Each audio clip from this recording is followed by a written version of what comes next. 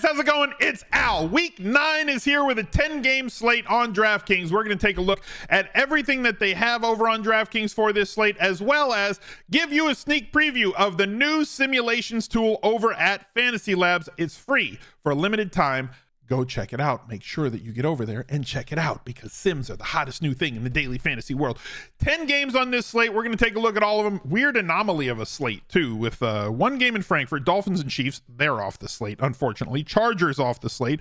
Bills and Bengals off the slate. So we got a whole lot of games with a whole lot of low totals, and every home team is favored except for the Carolina Panthers. It's going to be an interesting one to break down. Appreciate you guys being here. Drop a like on the video, subscribe to the channel, ring the notifications bell, and let's go. I did not build a Bryce Young lineup. He's a legend. The Smiz Gang Listener League will be posted very soon. By the time this is up on YouTube, it'll probably be up there. Go to smizzle.tv/links and find your way in to the Week 9 Listener League. It's going to be 4,000 entries, $10 to enter, 3 max. Absolutely no rake, does not show up in the lobby. You got to go to smizzle.tv/links. Here are the top 10 finishers from the Week 8 Listener League. You can watch the recap video, which is live right now on the Al Smizzle Fantasy Football channel, smizzle.tv/ff to get to that one. Let's take a look at the upcoming slate. So as we said, got a Thursday night game, that ugly game. So thank God that one's off with a total of 36.5. This really great game is happening in Germany, so like we don't get to play with this one. Every spread is 2.5 this, except for the Vikings against the Atlanta Falcons, which is look, home favored everywhere, right? Falcons favored by 4.5, total of 37.5. Ew.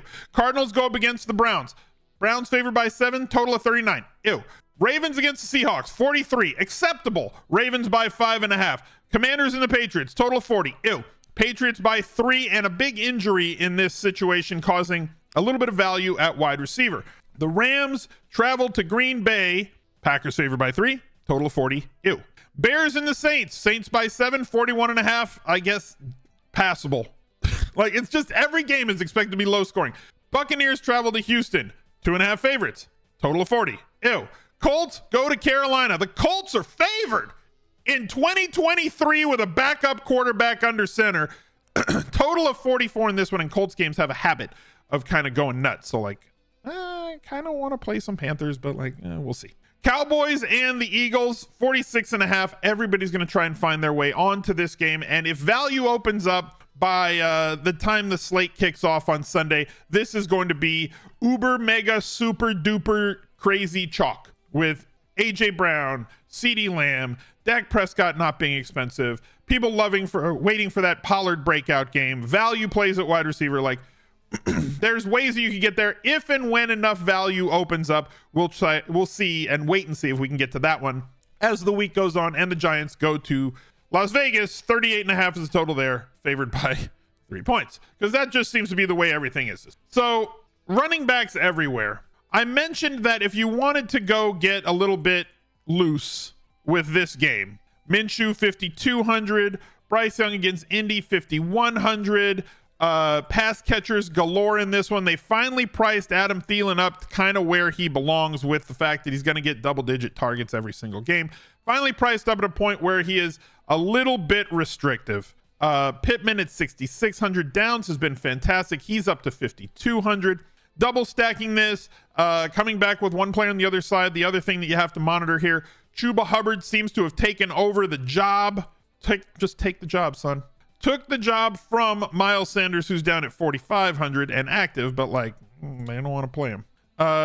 Frustrating situation with Jonathan Taylor, who basically had this stat line at halftime of the game last week, and then they just didn't want to play him anymore.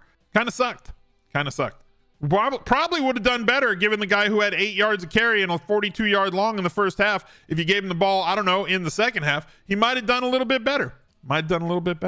Zach Moss playing for him as well. Tight ends are kind of a crapshoot for these two teams. Not a lot of volume with either one. Definitely a route you can go. As I mentioned, Dallas and Philly going to be extremely popular, but it is also very restrictive. Hurts 8,000. Dak doubles if you wanted to. You want to go alpha, you can. Probably going to fit best with Fergie Ferg if you wanted to go that route. But he's touchdown requirement at this point, right? He's had 1 week where he's kind of gotten there without a touchdown here where he had 10 points, touchdown here with 14.7.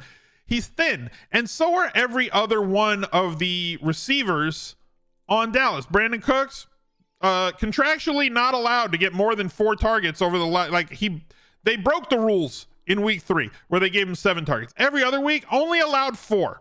Take these touchdowns away, that's 8.2. This is 9. They're just not serving it up. But Gallup gives you at least a little bit more wiggle room with his salary.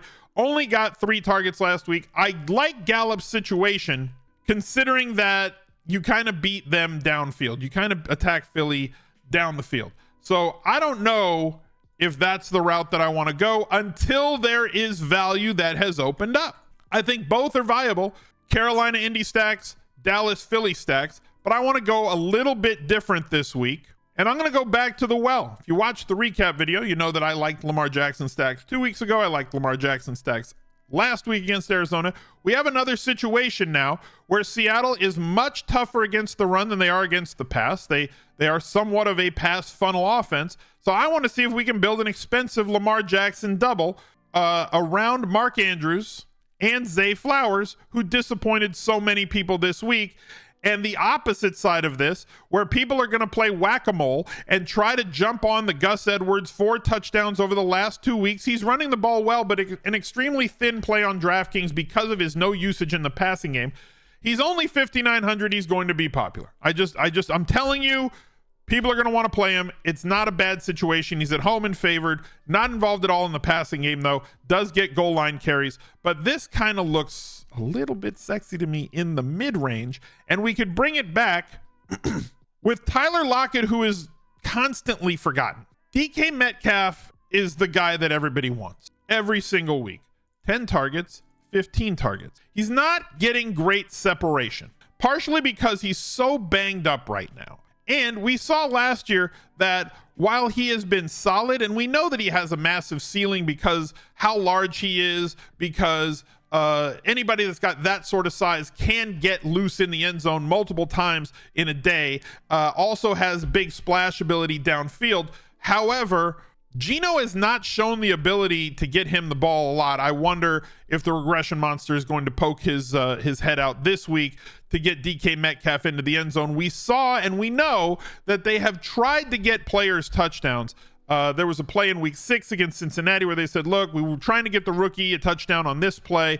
So like they script up stuff for their players, and you got to wonder if they're going to do that with somebody like DK Metcalf this week. But I'm going to go with Lockett for the sake of this lineup to bring this back with somebody that I know has a rapport, maybe a better rapport with their quarterback than him. If you wanted to go with the rookie Jake Bobo, no usage, no targets, has scored a touchdown each of the last 2 weeks. This week on the ground, week 7 through the air. If you wanted to go with that, I think it's a little bit more thin, but people can do what they want. Let's take a look at running backs, because this is where I think things get really interesting. As I said, there's so many, everybody's home and favored on this slate except for the Colts. Alvin Kamara is back to the old Alvin Kamara ways where he's getting 4 or more catches in every single game. His season low is 3 against New England. Since coming back, has gotten amazing usage. 25 opportunities this game, 31 against Jacksonville, 27 against Houston, 25 against New England, 25 against Tampa Bay.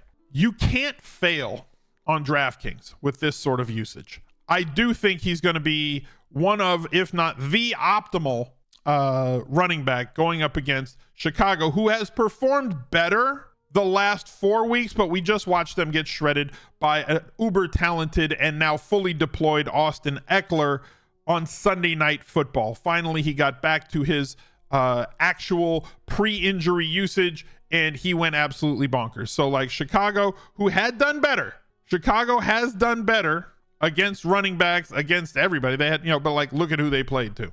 They played Denver, they played Washington, they played Minnesota without JJ, and they played Las Vegas. So these are with a backup quarterback. So like, these are all situations where they did not give up a lot to anything, and the Chargers did not really try to establish the hell out of it on the ground, but Austin Eckler did damage through the air, And he's pretty good at that. So I think that Alvin Kamara is going to be somewhat chalky on this slate because you can get to him. You can afford him. It's certainly possible for you to do. Saquon Barkley on the road, favored in a dome. He's basically all that they have. Daniel Jones going to be back, 41 opportunities. His legs are going to fall off. They have nothing else. Volume is the number one predictor. Las Vegas really is a great matchup. That offense is going to go back to Daniel Jones, as now Tyrod Taylor is hurt. Daniel Jones had his doctor's appointment on Sunday. He was not cleared to play on Friday. He is going to be back. He has not done a great job, but neither did anybody else of running that offense. Danny DeVito, yes, I know it's not Danny DeVito, but it's totally Danny DeVito too at the same time. Is not going to be under center. Daniel Jones will be. Maybe this offense runs a little bit better now that he's back and healthy, but like this sort of usage, also very strong and a great matchup. And favored. Ken Walker, not that great. The Raiders, Barkley's not favored. The Raiders are favored. Josh Jacobs against the Giants. He just hasn't gotten off this year. The volume's been fantastic. This game they got throttled, so he got kind of scripted out of this one. I would have expected more targets, but that offense couldn't do anything with Hoyer at the helm. They play on Monday Night Football, so this game has not gone yet. And I'm assuming that with Jimmy G back, this offense is going to run a little bit more optimally through their three outstanding offensive weapons, Josh Jacobs, Devontae Adams, and Jacoby Myers, not necessarily in that order. Expect a return to what he was before. Don't really like playing running backs against the Eagles. Tony Pollard has not been utilized the same way that he was utilized last year. They're just kind of plugging him in and saying, this is the offense we run. And they're not running an offense that is made for his skill set. So he's going to break a big play here or there. He's going to have a big game. I just don't know if it happens against Philadelphia. Only 6,800 for him. But DeAndre Swift, home and favored. The tush push finally didn't work. Washington stopped it. Then they lined up to do it again, and they ran the counter, which is what I've been waiting for a long time. So, like, when it comes to coaching, you always go into a game with plan A. We're going to do this. We get short yardage. We're going to do the tush push. Oh, it's worked like 87 straight times. Let's just keep doing that, right? Okay, well, they stopped it. They have a counter for it. Snap it. Step back, pitch it to Swift, going out there with two blockers in front of him with Goddard and the tight end pulled out there. And he just waltzed into the end zone. So we know that they have the ability to run that. I think that's just going to make the sneak a lot more dangerous. Now people have seen the counter off of it. He's only 6,600. I like the usage for him. I like the floor with DeAndre Swift. And we really only seen the one ceiling game against Minnesota. I think that this game could get a little bit nuts and out of hand. I'm going to plug DeAndre Swift into this slot at a lower percentage. Find us a lower priced running back. Why'd they do this to me? 22 opportunities this week. He did not get hurt. Maybe he was banged up a little bit, but then they put him back on the field in the fourth quarter. I'm still tilted about this. This would be the perfect spot to play him. Not at home, but favored against Carolina, who gives up an awful lot of big plays and rushing yards, a lot of yards before first contact to opposing running back. This is a perfect spot for Jonathan Taylor. I'm not going to utilize him in this lineup. I am going to have a lot of him this weekend. Robinson against Minnesota, if you like that one, I'm fine with it. Gus Edwards, we're not going to use it in this lineup. I'm sure a lot of people are going to be there. I'm going to go for this.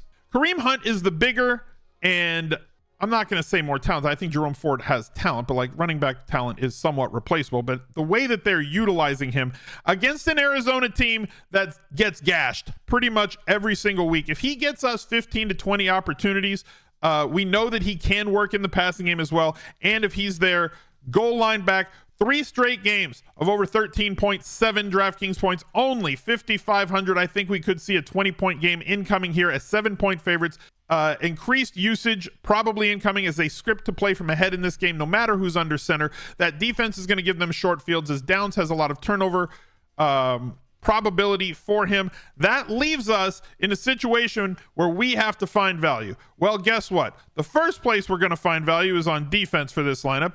The Vegas Raiders have given up an awful lot of sacks, have turned the ball over a ton. Giving me the Giants, who blitz a lot at 2,300, opens up a little bit more value for us. I need to find a value play. I mentioned in the open how there was an injury to Kendrick Bourne. That's opened up Demario Davis, who's going to play a lot more snaps and run a lot more routes. Washington, an extremely gettable defense. Hopefully Mac Jones can deliver the football at least a little bit. we have the probability of him running. Bourne was injured, like I think in the third quarter of that game. Demario Douglas going to step in and run a lot more routes, going to play a lot more snaps. Solid at 4,000. I'm expecting 6 to 8 targets for him in this game at 4K, at least on Monday. This may change as the week goes along, but right now he's the glaring value at 4,000, opening up 4,700 in flex, and I want to break the rules. We do have the ability to play Amari DeMarcado at 4,700, but the Browns defense extremely tough, 7-point underdogs and on the road. I'm probably not going to do that, even though he is going to get an awful lot of usage. Michael Thomas getting targets, but they're kind of not really going anywhere. Really short targets. If you want to play around with Taysom Hill's package, you go ahead and do that at 4,700.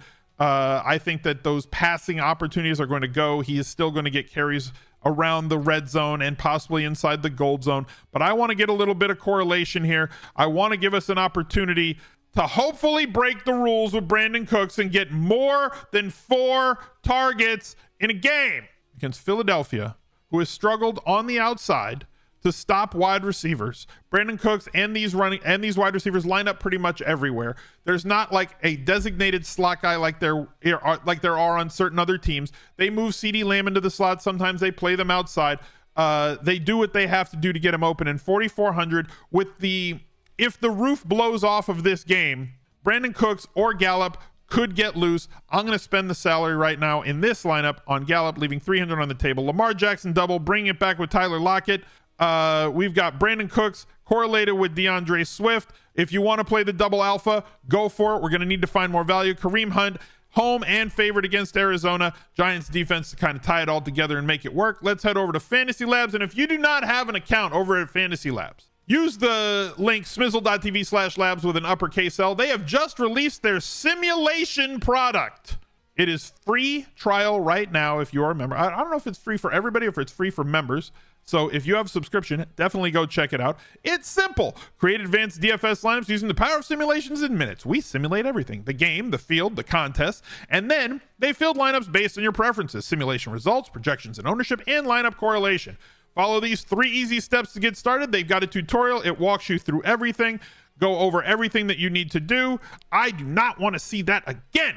So it's going to simulate the cash game lineups. This is for Showdown on Monday Night Football, which is all that's loaded right now. As they load their fields into this, you'll see the main slates. You'll see Thursday Night Football. Definitely go over and check out Fantasy Labs and give their new simulation a test drive. And they also added something that I think is great. They got dark mode! Thank you guys for watching. Look out for another video right there. He's a legend.